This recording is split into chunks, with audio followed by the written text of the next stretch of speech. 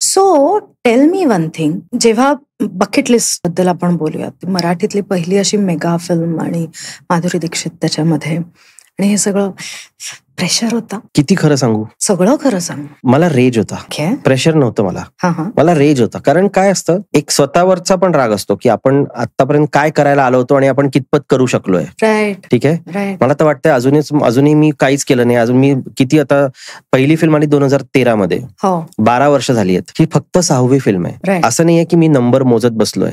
पण एक काम करण्याचं जे सातत्याने काम करण्याचं जे एक म्हणजे मानसिक स्टेटस असतं की तुम्हाला मनात माहितीये की हा ही फिल्म झाली की पुढची फिल्म मी करणार आहे किंवा त्याच्या पुढची फिल्म मी करणार आहे.